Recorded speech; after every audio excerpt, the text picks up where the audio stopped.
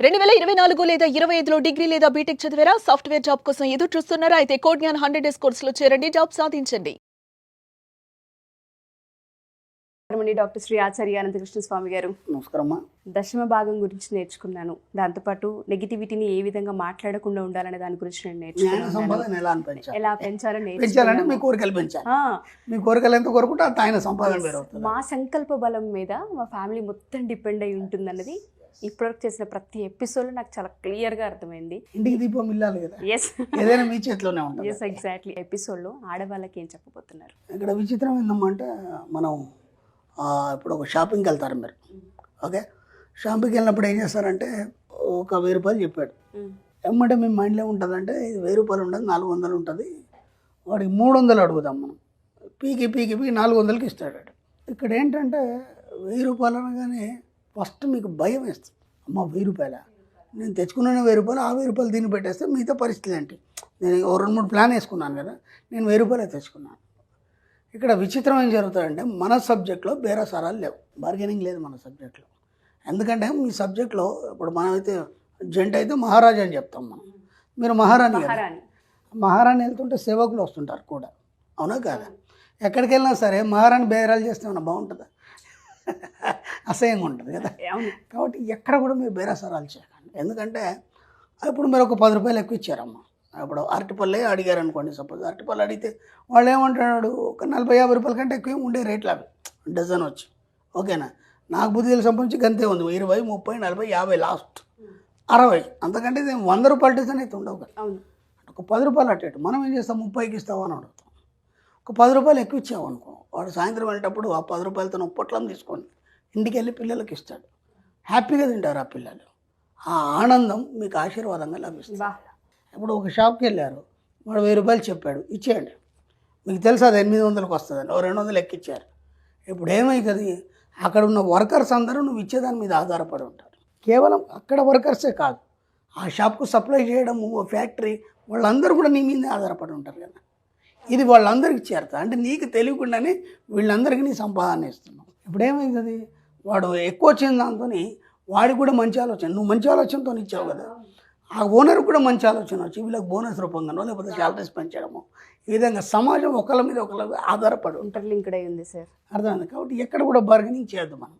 ఓకేనా, ఎందుకంటే మీరు ఒకటే అనుకోవాలి, నేను మహారాణి, నన్ను మించిన వాళ్ళు ఈ ప్రపంచంలో లేరు. 24 గంటలు అదే అనుకోవాలి. అర్థమైందా? అది అహంకారంతో కూడుకున్నది కాదు, గర్వంతో కూడుకున్నది.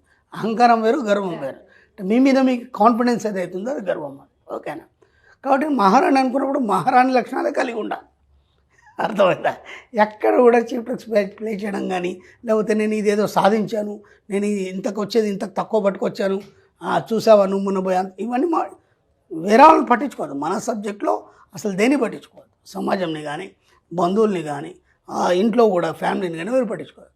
నువ్వు మహారాణిగా ఎలా ఉండాలి, నీ యొక్క యాటిట్యూడ్ ఎలా మార్చుకోవాలి, ఎంత రిచ్గా ఉన్నతంగా ఆలోచనలు చేయాలి తప్ప ఇక వేరే సమయంతో వీళ్ళతో ఏదైతే మనం చూస్తుంటామో పరిసరాలు, ఇప్పటివరకు మనం చూసింది ఏదైతుందో వాటన్నింటి దేన్ని పట్టించుకోవాలి, అవాయిడ్ చేయద్దు, బాధ్యత వహించాలి. ఎందుకు ఇంత పెద్ద సమాజం, నీ ఫ్యామిలీ అందరు నీ మీద ఆధారపడి ఉన్నారు కదా, నీతోనైనా బాధ్యత వహించాలి. కానీ దాన్ని పూసుకోవద్దు మీరు. అర్థమైందా? దాన్ని పూసుకోవద్దు. అర్థమైందా? నేను అందుకే చెప్పాను, ఒక ఇన్సిడెంట్ జరిగింది, మనం చూడాల్సిన అవసరం లేదు. చూడగానే ఏమవుతుంది, అది మీ సబ్కాన్షియస్ మైండ్ గ్రహిస్తుంది. అప్పుడు మీ ఆడవాళ్ళు ముచ్చట్లు పెడతారు నేబర్స్తో, దాంతో ఏముంటాయి అక్కడ ఒకసారి ఆలోచించండి. ఏనాడన్నా డబ్బు సంపద ఐశ్వర్యం గురించి మాట్లాడారు? అయితే నగలు, అయితే చీరలు, లేదా ఫ్యామిలీ ప్రాబ్లమ్స్, వాటి వల్ల మీకు ఏమన్నా రూపాయి వచ్చిందా? No sir. మనం ఇప్పటి నుంచి ఏం చేయాలంటే, కోట శ్రీనివాసరావు డైలాగ్ ఉంటుంది, నాకేంటి. తప్పు కాదు, అది నిజమే. అందుకని మన సబ్జెక్టే డబ్బు సంపద ఐశ్వర్యం. కాబట్టి ఎవరితో మాట్లాడుతున్నావా, బయటికి వెళ్తున్నావు అంటే నాకేంటి, నాకేమైనా లాభం ఉందా లేదా, నాకు రూపాయి వస్తుందా లేదా, అనవసరంగా పోయి టైం వేస్ట్ చేస్తున్నాను. అర్థం? ఇది ముందు మనం ఆలోచించుకోవాలి. ఆలోచించుకొని నాకు ఎంతవరకు అవసరం. కాబట్టి మ్యాక్సిమం మన సబ్జెక్ట్లో ఫస్ట్ నుంచి చెప్పుకుంటున్నాం, మాటలు తగ్గించేయాలి. అర్థమైందా? ఓ 4 పోగైనారు ఏదో మాట్లాడుతున్నారు, మీకు సంబంధం లేదు అది. ఓకేనా, ఇప్పటివరకు దాంతో ఏమైనా ఉపయోగం వచ్చిందా? మీకు ఏం రాలేదు కదా. రాందని పట్టుకొని మనం ఎందుకు టైం వేస్ట్ చేయాలి? ఆ టైంలో కనీసం మనకి సంబంధించినటువంటి అఫర్మేషన్స్ చేస్తాం. ఇప్పుడు ఏమవుతుంది, ఈ అఫర్మేషన్ సంఖ్య పెరిగిపోతుంది. దానివల్ల ఒక స్థాయికి వచ్చిన తర్వాత ఆటోమేటిక్గా మీకు తెలియకుండా మీ అఫర్మేషన్స్ అన్నీ నిజం అవుతాయి. వీలైనంత మట్టికి సబ్జెక్ట్కి అనుసంధానమై ఉండండి, సమాజంతో కాదు, బయట బాహ్య పరిస్థితులతో కాదు. నీ లోపల నువ్వు నీ యొక్క సబ్కాన్షియస్ మైండ్తో మాట్లాడడం కానీ, ప్రశాంతంగా ఉండడం కానీ, మీకు ఏం కావాలో చెప్పడం కానీ, ఇవి మాత్రమే చేయాలి. ఓకే.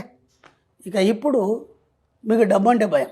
ఫస్ట్ ఇప్పుడు సడన్ 10 లక్షలు ఇచ్చేసి ఖర్చు పెట్టామన్నాం అనుకో, ఏమర్థం కాదు, గందరగోళం అయిపోతుంది సార్. అదే అంతకుముందు అయితే నా దగ్గర ₹1,00,000 ఉంటే నేను ఇచ్చేస్తాను, ఇవన్నీ ఆలోచనలు ఉండేవి, ఇవన్నీ ఆలోచనలు ఉంటాయి.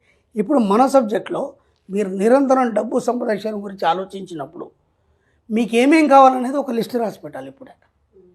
ఎందుకంటే మీరు పదే వాటిని కోరుకుంటున్నప్పుడు సడన్గా మీకు డబ్బు రావచ్చు. ఇక 2 ఉంటాయి మన సబ్జెక్ట్లో. అఫర్మేషన్ చేయడం వల్ల వచ్చే డబ్బు వేరు, దీంట్లో ఇంకొక అఫర్మేషన్ ఉంటుంది, ఆకస్మిక ధన ప్రాప్తి వచ్చినందుకు. Expected unexpected money comes to me easily అని మనం చెప్తాం మన సబ్జెక్ట్లో. ఆకస్మిక ధన ప్రాప్తి ఉన్న పలంగా మీ అమ్మ వాళ్ళు ఒక ఆస్తి అమ్మారు, టకీ మనం ఒక 50 లక్షలు తెచ్చిచ్చారనుకో, ఏం చేయను అర్థం కాదు. అర్థమవుతుందా లేదా? అన్ఎక్స్పెక్టెడ్ మనీ ఎలాగైనా రావచ్చు, అవునా కదా? సడన్గా మీకు 50 లక్షలు వచ్చినాయి, ఏం చేయాలి మీకు అర్థం కాదు కదా. అప్పుడు ఏం చేస్తారు, హడావుడికి తెలియకుండా ఎవరికి వడ్డీలకు ఇవ్వడం కానీ, లేదంటే ఎవరు అడిగిన వాళ్ళకి హెల్ప్ చేయడం కానీ ఇవన్నీ చేసేస్తారు. అవి తిరిగి రావు, వచ్చి కూడా మీకు ఆ డబ్బు వాల్యూ తెలియలేదు కాబట్టి అది వెళ్ళిపోతుంది. కాబట్టి దాని వాల్యూ తెలియాలంటే ఏం చేయాలి, ముందే ఒక ప్లాన్ వేసుకోవాలి. ఒక 50 లక్షల, ₹1,00,00,000 ఒకవేళ వస్తే నేను ఏమేమి చేస్తాను, దాంట్లోంచి 20 లక్షలు నగలు కొనుక్కుంటాను, ఓకే, ఇంకో 20 లక్షలు కారు కొంటాం, ఓకేనా. మీరే అవన్నీ చేసేది, ఇది ఓన్లీ లేడీస్ ఎపిసోడ్ కాబట్టి మీకోసం చెప్తున్నాను. ఒక కారు కొంటాం, తర్వాత మా బాబుకి నేను కొనిస్తాను, లేకపోతే నేను నగలు కొనుక్కుంటాను, లేకపోతే మా ఆయనకి ఇది కొనిస్తాను. ఇవన్నీ అఫర్మేషన్స్ ముందే రాసి పెట్టాలి ₹1,00,00,000 వరకు. ఇప్పుడు ఏమైంది, సడన్ ₹1,00,00,000 వచ్చాయనుకో, యాజ్ ఇట్ ఈస్గా దానికి వెళ్ళిపోతుంది. ఇది రాసినందుకన్నా మీకు ₹1,00,00,000 వస్తుంది. వండర్ఫుల్ సార్, ఆ విజన్ బాగుంది. ఇది రాసినందుకన్నా మీకు ₹1,00,00,000 వస్తుంది, ఎందుకంటే దాన్ని ఫీల్ అవుతున్నారు కదా మీరు రాసేటప్పుడు వచ్చినందుకని. కాబట్టి ఎక్కడ కూడా డబ్బు గురించి మీరు భయపడకండి, భయపడితే డబ్బు రాదు మన సబ్జెక్ట్లో, అర్థమైంది. కాబట్టి ఎంత వీలైతే అంత అఫర్మేషన్ చేయండి, ఎంత వీలైతే అంత పంచుకునే మనస్తత్వాన్ని కలిగి ఉండండి, ఎంత వీలైతే అంత మాటలు తగ్గించేయండి, పనికిరాని విషయాలు ఏది పట్టించుకోవద్దు, కేవలం డబ్బు సంపాదించడం తప్ప వేరే ఆలోచనలు కలిగి ఉండకండి. సుమన్ టీవీలో మీ పర్సనల్ అండ్ బిజినెస్ ప్రమోషన్స్ కోసం కింది నెంబర్కి కాంటాక్ట్ చేయండి.